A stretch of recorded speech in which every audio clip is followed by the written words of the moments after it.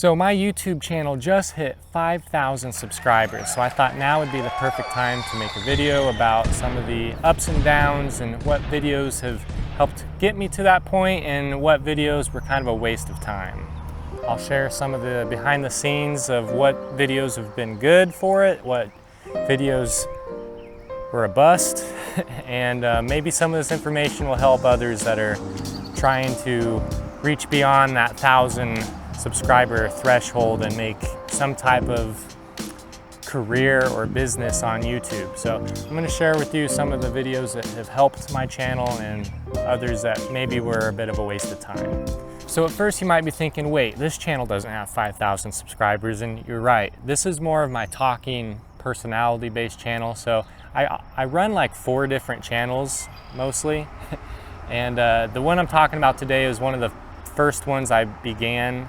And on here that I'll show, it starts like 7 years ago, but some of the videos I made for it extend beyond that. Because the very first one I show on here was one I made in college about a camera stabilizer.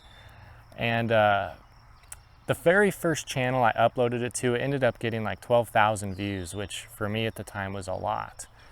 And I was rebranding and kind of niching down at one point, and I was gonna do like a review-based channel.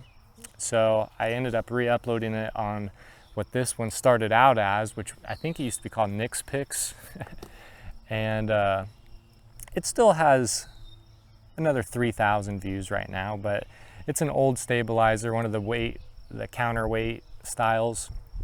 And I see some of this, just the first few videos I started this channel off doing were camera reviews and outdoor reviews and just kind of my hobby-based interest, just reviewing some of the gear that I used for those things. So photography, videography, camping. I have some videos on here that almost reached 10,000 with sleeping bags and whatnot.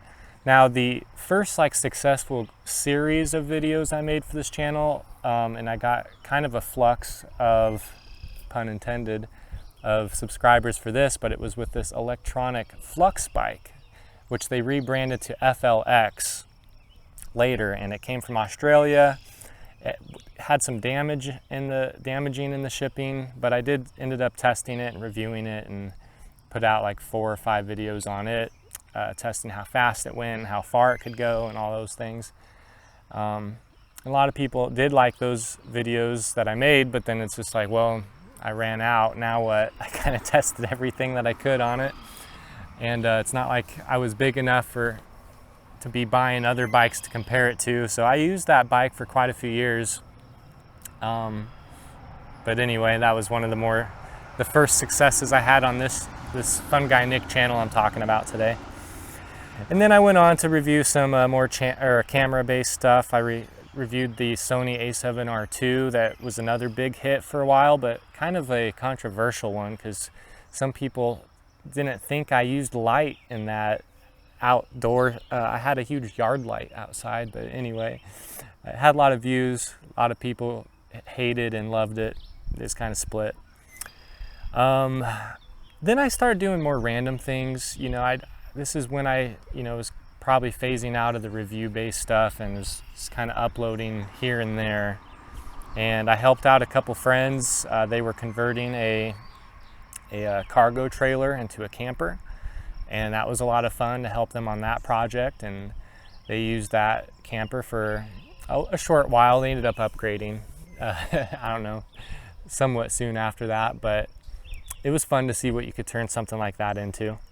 Yeah, more random stuff I started doing. Like I started getting into plants and gardening, so I have some like plant and my main interest is mushrooms. As you can maybe tell from the channel Fun Guy Nick, it's a play on the word fungi. And I used to grow medicinal mushrooms, mostly oysters, blue oysters, pink oysters. I have some shiitake syringes that I never got around to. But that was a fun hobby. I got into that kind of paralleled with my interest of gardening. And I made a few successful videos with that, and a couple of them I left on this channel. However, recently I'm pretty sure those videos were triggering something in YouTube's algorithm because they kept demonetizing my channel, kicking me out of their partnership program, and claiming I have harmful content or whatever. So I started a new channel. It's one of my 4 or 5 channels I now operate, and it's called MushNick's Garden. And I'm putting all plant and mushroom based content on there in the future because it's going to protect all the work and videos that I've made already that I've left on this channel, because it sucks getting thousands and thousands of views on your most successful videos and they don't make you any money. And that's happened on a lot of my early successes on this channel. I made a video about wild daga, a herb that grows in Africa. So that one ended up getting me my first 100,000 views on a single video, and it kind of took off, but it was yellow marked. I wasn't making any money on it, and I think it kept triggering YouTube's stuff because they don't like plants and alternative medicine type stuff unless it's in the mainstream. So I stopped doing those types of videos as often. They were hurting my channel, unfortunately. And just one second. Let these semis pass on this busy highway that they placed right next to a beautiful pond. And although I was making a lot of subscribers off those videos, it wasn't really enough of the engaging community with those types of related videos. So I ended up, I'm not abandoning them, but I am starting that other channel I mentioned. So yeah, about 3 to 4 to 5 years ago, I was just kind of making random stuff here and there. I made one on an antique Hutmobile car from 1913 that still runs. So it's over 100 years old, 110 years old now, which was pretty cool to see drive at night, where you have to light your headlights. I don't know if it was butane it ran off of, but gas-powered headlights, which were pretty cool.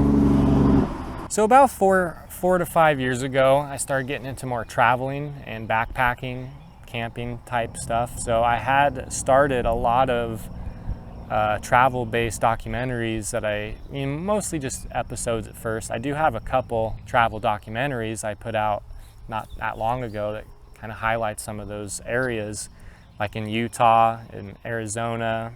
I even took trips up to Seattle and did a road trip clear from Seattle to Florida. I've been to North Carolina. As you can see, I used to shoot their comedy festival out there, which was a lot of fun. So I have a lot of like travel-based content that were very hit and miss. It's not a sustainable niche for me to stay in, at least it wasn't. And I can't say they were engaging enough, or I wasn't getting enough, likes or comments or whatever YouTube uses to push these things forward. So that I've learned, even though I love traveling and I love documenting beautiful places, it wasn't really successful for me to start. And I still love doing it. I'm still going to do it. But it's very hit and miss, and it's really, I wanted to talk about, like, it's not really worth the time or investment unless you're going to local places. Like, I love showing this place off despite the traffic. But to be traveling all the time and making videos all the time, you could basically try to go to a place and just shoot a boatload of video and make several videos out of it. That's probably a feasible way, but it's going to take time to know which videos are going to be successful or not, especially travel-based ones when you look like me.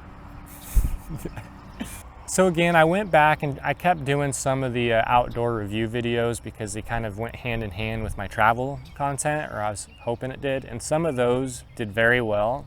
I've reviewed tents, kayaks, all sorts of different outdoor things, and those do way better than the actual travel content, because most people just want value out of your video. They want information. They want to know what works good and what doesn't. And not everybody has a winning personality or just, winning charisma right out the gate. You got to warm up to me a little. I guess. Maybe I just need to be a better editor. I don't know. So it just depends on, you know, trying a lot of things, finding what your personality fits, what that niche of audience is into, who they're willing to watch and listen to, that sort of stuff. But yeah, I created a fantastic series on South Dakota. It was one of my last travel series I did, highlighting a lot of the Black Hills, which was a lot of fun. And I have a lot of old content. I'm gonna be linking to some of it in the comments, so you know, if you want to find out some of my more proud videos that weren't the success on this channel of 5,000 subscribers, then please, I'll make that playlist. You can go back and check some of those out. So here was a pivotal moment for my channel. Now, I made a film way back in college, and I'm gonna do a separate video on my filmmaking channel on Film Fungus. So if you're interested in filmmaking, please check that channel and that video out. But I made a movie, a feature-length film about almost a decade ago. And the first few years we were trying to get it on the festivals circuit, you know, at least finding some it could get accepted into. We didn't have a big budget, so we weren't attending or entering it in a lot of the bigger ones because it's a B film. I mean, it was a first good attempt. But my friend and, you know, the assistant director of that film was basically like, well, it ain't doing anything anyway. You might as well just throw it online so people could watch it at least. So I was like, yeah, why don't I? You know, that's a good point. I ain't doing anything else with it at this point. It's been so many years. And so about 2 years ago, I uploaded it and kind of just forgot about it, honestly. And a month later, I just seen it just spike. It took off. And it kept growing substantially. And at that point, it motivated me and my friend Lindrick, so we need to make another one, or we have to try. I've been going through a lot of health issues, and I don't have access to a lot of the same resources as I did back when I made that movie. But the success of watching that grow and YouTube accepting it is to be, you know, it passed all the flags and it's good to be watched and everything. It started making me money. So that was very encouraging at first, but I'll go into the devil's in the details later, because although it's still making me get a lot more subscribers, and many of you that are on that channel are from that film, especially in the last couple of years, I've gained a lot of subscribers from it. So the difficult part is now, how do I follow it up without the same resources, without a budget right now to do something of that scale? We attempted to do this smaller film challenge that was started by Joel Haver for the Oscar night movie challenge. And so a few friends and I got together and we made a little featurette. It's about 30 to 40 minute long. And that just, you know, to brush off the rust and make something creative again, to show that we could, and that you know, too many filmmakers make too many excuses about what's stopping them, or they make things too big and unreachable. It's like when you're making indie films, you have to use what you got. And that's been a hard lesson to learn. It's been a discouraging one to have at times, because you're just so envious of other people and what they have sometimes. And it's like, man, no one's gonna want to watch this in this hoarder house or whatever excuses you're making. But you know, some people would make a good story out of anything, you know, any environment you're in. You just got to be creative enough to think, how do I shape this perspective and make it interesting? Since that video, since the boom of that film that I made, I tried making some smaller ones. I actually made a director's cut of that original film that's way better cut, with way better music and extra scenes and things. So, you know, go check out the original if you would like to see what that was like, what filmmaking was like 10 years ago. But if you want to see something that's, you know, a bit tighter, a bit more viewer friendly, go watch the director's cut for sure. And that's actually on the Film Fungus channel, the filmmaking channel. But I made some short videos after that were, I wanted to get back into acting and make sure I still could. So I practiced some monologues and made some short sketches and skits with family and friends. Some of those did okay. Some of them under the radar a bit, but I'll probably end up re-uploading some of those to Fungus once it feels like the right time to do so. So since that movie's success, I was trying to make more long-form content. So I released a couple documentaries. Didn't do too well. Not very many. I don't know why. Just again, the travel niche. My channel's not being shown maybe that much, or it's not that engaged. Not a lot of comments and stuff. So I tried out the shorts also when that rolled around back in February, and I had a lot prepared and saved, and that's around the time YouTube kicked me off their partnership program because of questionable other videos I had about mushrooms and plants. So the shorts I had some success with. It gained me some subscribers, and I kind of liked to view shorts as like promotions of the longer content. But it was killing the views and the traffic to my other channels, or my other videos, but specifically the movie. The main video that was making the bulk of my subscribers and my views and even money at this point. So I've stopped doing shorts for now. I don't know if YouTube will ever get around to fixing that, but yeah, I never loved that style. I never loved TikTok. I was never on TikTok. So I don't like short attention span stuff, art in general, the stuff I like making, I like people to think about, or like at least watch long enough to be shocked or surprised about something instead of like something interesting happening every 3 seconds. Like that's a lot of effort, and kudos to people that can make that stuff, like, and pump that out, but it's just not my cup of tea.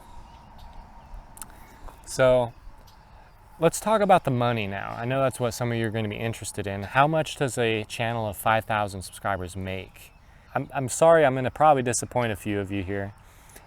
All right, so my channel's currently almost making $150 a month.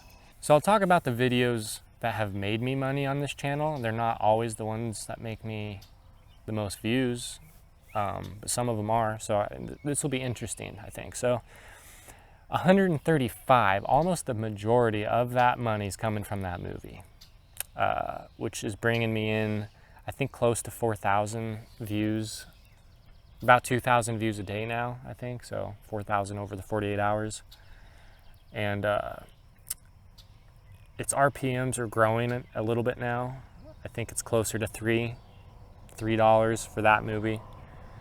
But yeah, the majority of the bulk of that channel's revenue is coming from that film. Not many of my other videos are being watched or promoted, so it doesn't help to kind of have a mixed niche channel, so to speak. So that was probably my bad back when I uploaded it. I wasn't really thinking I would get back into film, but now that one encouraged me to start doing more film.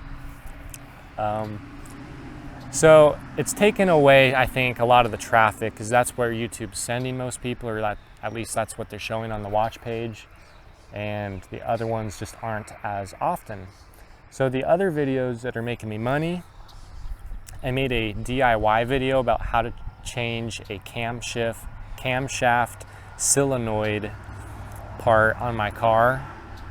And car videos will do very well. So if you're a mechanic, if you want to make money fast on YouTube, like solve people's problems, I think that might be the best niche. If you can actually solve people's problems and show them in a very precise, specific way, you might do very well. And I'll also note, I used to do way better money-wise on Amazon affiliates, and it was mainly due to that car video, because I was selling a lot of those camshaft parts on Amazon for they weren't expensive. They were like 20 bucks or something. So it wasn't a lot of money, but it was a lot of extra, you know, it was nice trickling in. So, zombie film, camshaft car video. Now we have a review video that did pretty well. I made one on the Patagonia Black Hole duffel bag, and it is an amazing bag. I still use it to this day.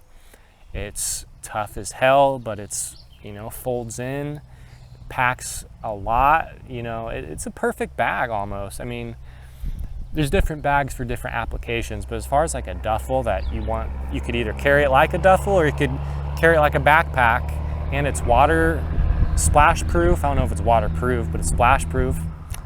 So it's a very nice bag. That one still does pretty well. It's only making me like $1.50 every month.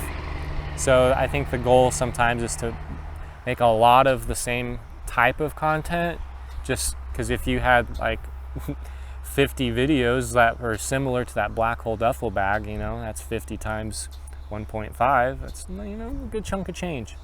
The fourth ranking video money-wise is one of the documentaries I made about the Niobrara National Scenic River. I went kayaking on that a few years back with some friends. It's one of the most beautiful places in the Midwest, I would say. It's got lots of little waterfalls along the way that you wouldn't expect a place like Nebraska to have. And so that one, you know, I think it's because it's a more searched area that's helped. So yeah, that one, it's making me about $1.50 also.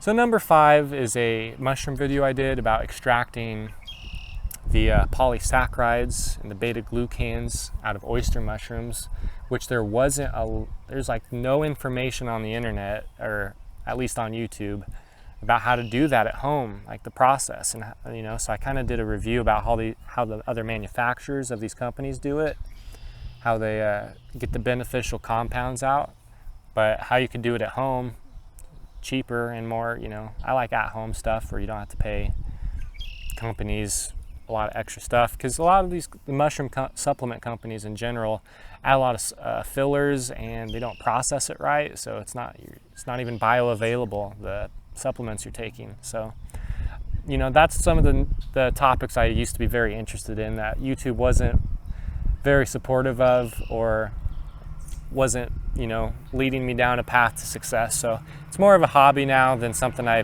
put on YouTube as often, but, you know, here and there I will, and mostly on the MushNick channel. So yeah, most of the videos below that are making less than $1. So if you can take anything away from this video, someone that's, you know, now has a channel of 5,000 subscribers, most of them are coming from a zombie film I make. So if you're a filmmaker and you love that genre, zombies are coming back. Thank you, Last of Us. I think monster or creature features, if you can do them well, if you're a very good special effects artist, which is becoming easier and easier. I'm actually starting to teach myself Blender and Unreal Engine, so I'm hoping to get into some animation myself. It's just kind of a longer process to start and get into, but I'm excited for it because it is getting easier. It's easier now than ever, so I'm excited to see the capabilities of what you can create. Car videos, DIY, if you're very helpful, I think that's generally a good thing. If you're a YouTuber, to, you know, provide value to help others, and if you present it in a engaging and entertaining way, that'll go a long way for you. And yeah, to kind of, I guess, to end it on the engagement note, you know, I think if I were to start over, I would have tried to make more videos that were engaging, that were more for the audience instead of to the audience, or not really to the audience, but at the audience. You know, I feel like some of the videos I make, I'm just throwing them out there to the void, and, you know, hoping people find it, instead of developing a community of people that like certain things I make and engage with that. So, you know, and I've been guilty of that myself. I don't always comment on videos I enjoy or like, but now that I'm creating more, I'm trying to make a better effort and to applaud people when they do a good job and tell them more of what I would like to see, and I'm trying to network more with people that are into the same interest, and I hit the recording limit, so I don't know how much of that last part got cut off. I'd say be helpful, make videos that are, helpful to people, that have value, that are engaging, something that would make someone want to comment, to make them ask further questions, to collab and to network with people. I think that's, YouTube's been trying to push that angle for many years to build a community there. And I think those channels find more success faster, those that have that community and that engagement of leaving comments and likes. So build a community, be helpful, be entertaining, make something that you would want to watch. Start there, surprise people, don't make them sit through a length of bull crap just because you need to get your watch time up or whatever. Because make long content, sure, but make it valuable or entertaining, or preferably both if you can. And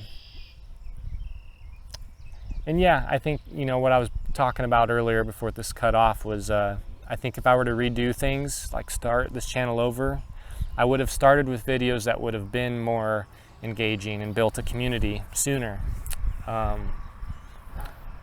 Instead of being so random, with my niches. And now I think YouTube uses their algorithm to kind of paint you in that corner. So now that I have a lot of success with my film, it's not really sharing my travel stuff or my plant videos when I used to upload those. So, sometimes it can kind of paint you into a corner. It's a little harder to transition into something different. But if you have a community of people there that are there for you, and yeah, they're there for the interests you're interested in too, but they're going to develop an affinity towards your personality over time if you provide good value and good entertainment. So yeah, if I were to start over, focus on building a community, make videos for your audience and not at your audience. I think that would be something to think about while making videos. And I would also say, don't think of YouTube as the end-all success. I think you'd be better off using it to promote what your interest is and having your own website that's more valuable to go there. And that I don't want to get too specific. Sorry, lots of trucks. I don't want to get too specific because you could have many interests, but make sure your website provides something more valuable, but that your YouTube videos engage them to go, basically. I don't know what that is yet for myself. That'll maybe be a different video later too. It's like I've tried a couple different websites, but nothing worthwhile to mention right now. So I don't know. Use YouTube as a supplement. Diversify your assets, join affiliate programs as soon as possible, because YouTube's not going to pay you very fast, even when you hit the 1,000 mark. Unless you're getting thousands and thousands of views on the regular, you're still going to struggle financially. AdSense sucks. The YouTube partnership program, they're not reliable. If they kick you out, you have to wait a month without, I try to dispute it, but you don't really even get to talk to normal people. So there's a train coming. I'm going to end it here. See ya.